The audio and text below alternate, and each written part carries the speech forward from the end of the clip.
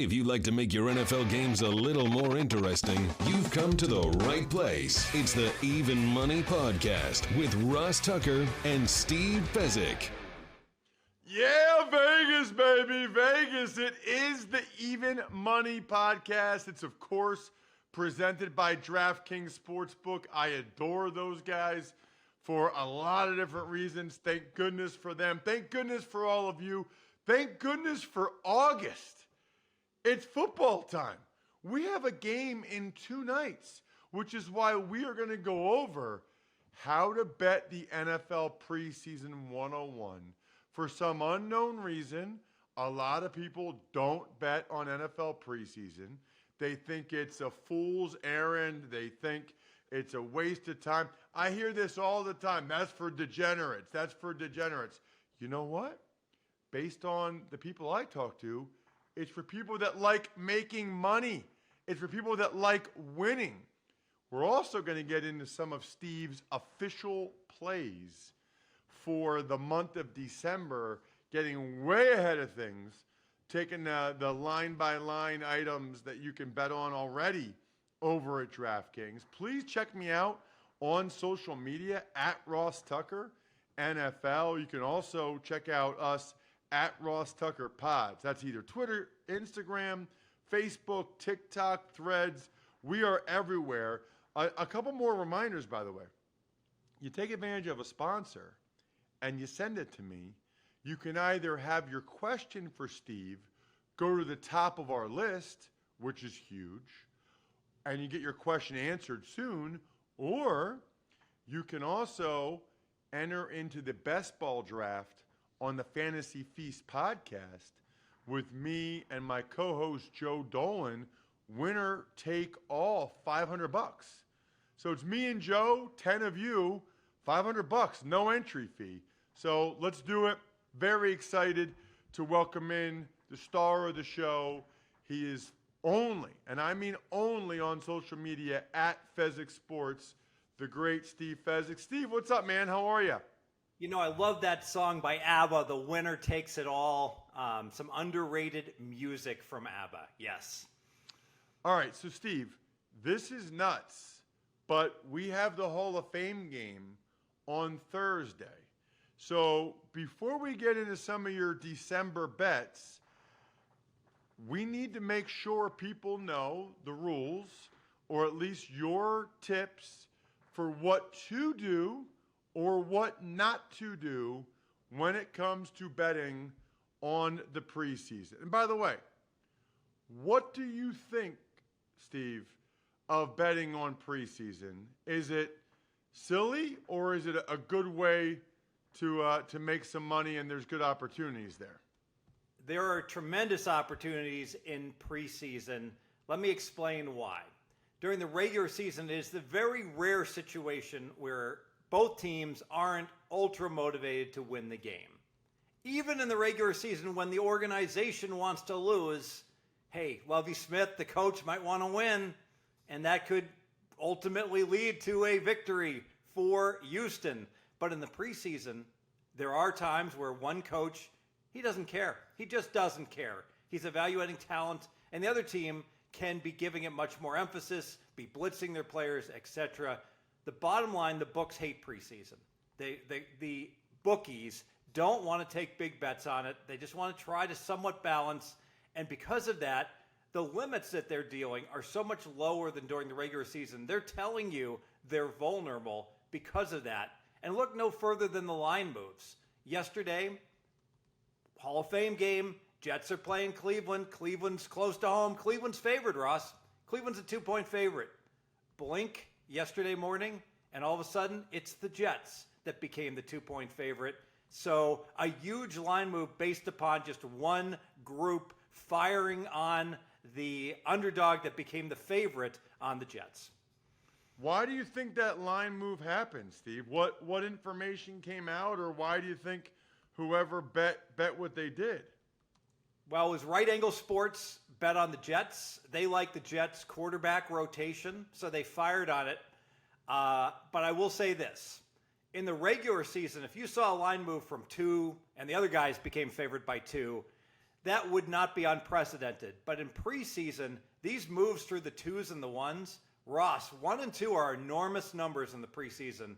Nobody likes to tie in the preseason. When a team scores and they're down 1, late in the game, they always go for 2. So if you think laying 2 or laying 1.5 even is a good choice, it is extremely rare that that's ever a good choice in the preseason. If you have to, when a team is favored by 2, play the money line and lay minus 125. Avoid minus 2. And by contrast, taking plus 2 or taking plus 2.5 is rarely wrong in the preseason versus playing that team on the money line. So, Steve, this is nuts, by the way. I was just about to talk about the value of going to preseason games. I had no idea how popular this Hall of Fame game between the Jets and the Browns is because the Cleveland Browns are in it. I'm on the Game Time app right now, which I love. Usually you can get preseason tickets, Steve, for like $5, $10. Right now, I'm seeing $360. The cheapest ticket right now for the Hall of Fame game between the Jets and the Browns is $332 for a preseason game. I can't believe it. Listen, I know this much. The Game Time app guarantee means you'll always get the best price. If you somehow find tickets in the same section or row for less, Game Time will credit you 110% of the difference. Download the Game Time app, create an account, and use code MONEY for $20 off your first purchase. So Eastern Ohio people, if you want to go to the Hall of Fame game, you can get $20 off. Terms apply. Again, create an account, redeem code MONEY for $20 off. Download Game Time today. Last minute tickets, lowest price, guaranteed. I mean, Steve, I can't believe that. I feel like we should talk about that for a second. How is that the price of the Hall of Fame game? Because there's 2 home teams. The Jets are putting, I don't follow this, so they're putting at least 1 guy into the Hall of Fame. It's Klecko, but there might be 2. I know Klecko and Revis. Exactly. So Klecko and Revis, and they got Aaron Rodgers. And so because of that, there's going to be a zillion Jet fans descending upon Cleveland, because why else would you go to the Cleveland area? Let's face it.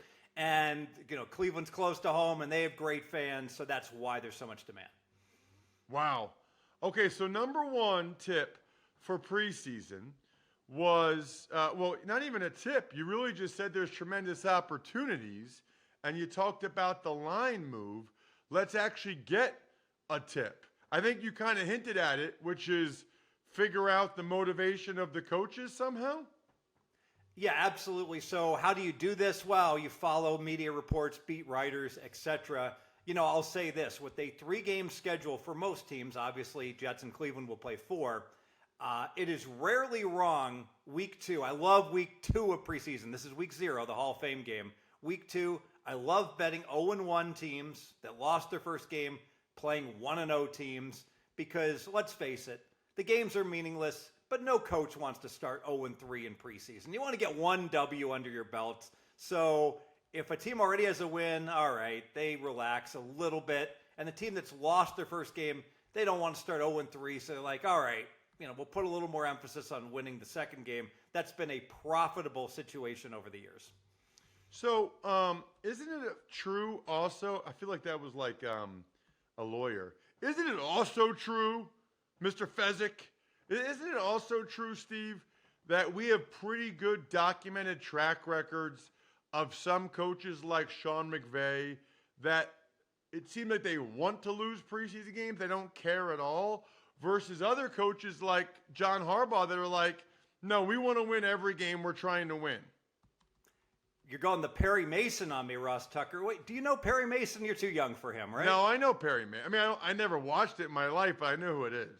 Yeah, so it's like, or we go Columbo. So, Mr. Harbaugh, just one more thing. Is it true that you won 23 straight preseason games, an NFL record that will never be equaled, one of the greatest streaks of all time. The odds of winning, 20 straight games randomly are over 1 million to 1. It's like the odds of navigating an asteroid field with a spaceship that's that's large. I guess Han Solo can do it, so why can't John Harbaugh? All right, give me another tip. We got head coach motivation, and we got 0-1 versus 1-0. What else you got? We're going to be talking more about preseason next week. Let's talk about the Hall of Fame. Raz released, Right Angle Sports released the over, and that's why this total, it had gone down to 31.5. It's back up to 33.5. I got to tell you, Ross, I cannot play a Hall of Fame game over. It is just an evaluation of talent. The game, there's oftentimes no offense at all in the second half. At 33.5, if you have to bet the total in this one particular game, week 1, I would bet any game over 33.5 in the preseason. Week 0, no way. 7 of the last 10 games have gone under in the Hall of Fame game, and I would lean that way as well to go under in what is truly just an exhibition. I couldn't believe last year the Raiders gave Josh Jacobs a bunch of touches in the Hall of Fame game. He ended up leading the NFL in rushing. What if he had gotten hurt in the Hall of Fame game and never played the whole year, Steve? Yeah, the whole, preseason, the number one theme has been fewer and fewer guys playing, and, the Rams, basically started all this, and I think a lot of teams are going to copy where they're just not going to risk guys at all, and this whole Josh Jacobs thing was just bizarre to give him so many touches. A lot of things are great together. Peanut butter and jelly. I don't know, ham and cheese. How about Labatt Blue Light with friends and family? Live life to the power of we. Life is short. That should be their slogan. Life is short. Drink Labatt Blue Light. Always enjoy responsibly beer. Labatt USA, Buffalo, New York. Okay, so Steve, what else do you have for me? Any other preseason tips? You gave us the Hall of Fame game. You're going under. You talked about motivation for different teams and coaches' track record. What else you got? It is rarely right to back any team once they're laying 6 or more. So, the market is caught up to this, but as we move forward, 6 is the magic number. You give me 6 and any team, and I'm likely to fire on them. Why is that? Just that it's nothing but second and third stringers, and there's so much parity between those players that there's just no separation. That's really, it's never worthwhile to forecast a separation of more than a touchdown amongst second and third stringers. Steve, I thought back in the day people primarily handicapped backup quarterbacks for these games. Has that kind of changed? No, the quarterback rotation is still critical, and the number one tip, and I haven't done all my work yet, is that we love to have quarterbacks that can run, backup quarterbacks, because let's face it, no offense, Ross, but third string offensive linemen can't block at all. None taken. I wasn't third string. None taken. Yes. So, you're aware. And I was always first or second string. And by the way, you're exactly right. Nobody has a good third string. And they can't. First string, we go. Second string, there's a big disparity between teams that have good second strings and teams that have really bad second strings. Nobody has a really good third string. There's just not that many good players out there.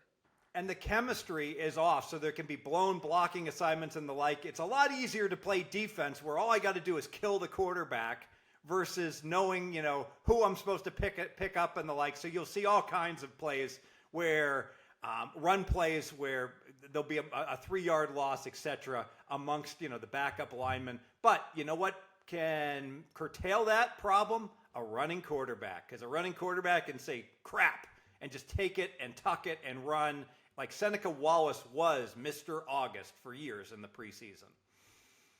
Yeah, that's a really good point. That Streveler dude, the last couple years, last year for the Jets, Streveler killed the Eagles in that game. That's a really good point. That does make a big factor. Any others, Steve? I don't know how many you have. I'm just going to keep saying that until you say, no, I'm done. You know, if you're allowed to tease, you can find a book that can tease. The teasers are actually good in preseason. The +2s up to +8. So we talked about how it's hard to get separation and the games are close. So we talked about our long teasers that we like to tease through the 3 and 7. They're even better, actually, in the preseason to go ahead and play teasers. Okay. Good to know. What, some of them don't allow that in the preseason?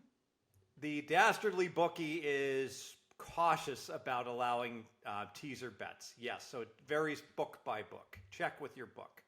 You know what I've noticed? If it's stuff that they don't make a ton of money on, like the draft or preseason, they don't promote it nearly as much. You know, they're much more likely to market and promote the stuff that they do better on. And, you know, this is a reminder to check with your sports book the odds that they're offering, because some sports books change their odds during the offseason. So I was just talking to the director at the Circus Sportsbook, Love Circa, with Jeff Benson. And I said, Jeff, I noticed that 6-point teasers are -130 now in the NFL. Is that right? And he sent me a little, thumbs up message. So be careful. A lot of books reevaluating their teasers, whether they even want the odds, and changing them on you. Wait. All the books are going to -130 this year on teasers? No, but Circa did. All right. So it's certainly possible that some other books are going to be charging more vig. Check book by book. Wow. Interesting. All right. Do you have any more, Steve? I'm out for now. I'll have more next week. Okay. Before we transition to some of your December bets, I just want to make sure that everybody knows you have a great chance to win $500 going in a best ball against me and Joe Dolan.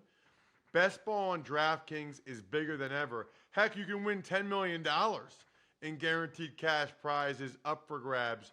If you're kind of someone that likes fantasy, but maybe you don't love it, best ball's for you. You don't have to worry about setting your lineup, injuries, inactives, all that stuff during the season. Just do the draft, and then once the season comes around, it automatically gives you whoever your top quarterback scored the most points, he was your quarterback. Same with running backs, receivers. It's awesome. What are you waiting for? Head to the DraftKings app, sign up with code Ross, start playing best ball today. Join the DraftKings $10 million best ball tournament, and you'll get your first entry back in DraftKings dollars, only on DraftKings with code Ross. Steve, you got some December official plays, such as Cleveland -1.5 at the Rams. Yeah, what is going on here? The Rams extremely fragile this year. The defense is going to be lousy. Hey, they still have some offensive weapons. Are they still going to be healthy come December? I'm not so sure. The bottom line is Cleveland, the far superior team. Cleveland -1.5. An official bet for me. All these will be 2-unit bets here I'm making for December, Ross, in the NFL. All right, let's get to December 7th. You got Pittsburgh against New England. Yep, I would be surprised if you don't hop on board on this one and we have a best bet. But let me make my case. Pittsburgh, I think that they're as good as New England, if not just slightly better. Pittsburgh's only laying -125. They're home. And the beauty of this bet is the situational spot. It's Thursday. We always like home teams on Thursday. The road team has less time to prepare. Who does Pittsburgh play the Sunday before? The Arizona Cardinals. Ross, I'm going to make the case that this is like Pittsburgh having their second bye, getting the cupcake Arizona Cardinals on Sunday. They can prepare for New England for 10 days, basically. Pittsburgh -125, Thursday, December 7th. You know, I really struggle with making December bets, Steve. I mean, there's so many guys that could be injured, and I know you're just trying to get ahead of the line, but that is very, very tough for me. You're all in on Cleveland this year, man. You got December 10th. The next week, you taking Cleveland again against the Jags? Yeah, so Cleveland and the Jags, I don't know who's better. I think they're pretty comparable. I got the home team. I get a Florida team going to Cleveland in December. It'll be about 0 degrees. It'll be 25 miles an hour winds, even with global warming. All right, it'll be a little warmer than 0. Bottom line is Cleveland, big weather edge, equal teams. I'm only laying minus 115 at home. It's a bargain in a game. Cleveland's going to be laying 3, Ross, when this game kicks off, and we're laying $1.15. I like Cleveland. So if Cleveland's laying 3 when the game kicks off, what would the money line be? Minus 130. Oh, I'm sorry, minus 155. Oh, wow. So you're getting a lot of value there. Provided I believe that.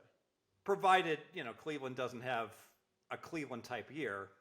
But I expect Cleveland to win 9 or 10 games this year, same as Jacksonville. All right. What about so you love Cleveland this year and you hate the Rams. Now you got Baltimore against the Rams. You didn't give me a date for that. Is that December 10th too? Yeah, the last 2 here are December 10th as well. This one's a no-brainer. By December, the Rams are going to be out of contention. I don't even know if Cooper Kupp's going to be healthy anymore. I don't know who's going to be playing quarterback at that point. It'll be a lost season. Baltimore minus 6.5. Let's lock it up. Bold prediction, Baltimore will be laying double digits in this game.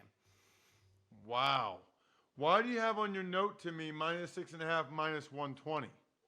Oh, because it is minus 120 at DraftKings right now. So the VIG is minus 120.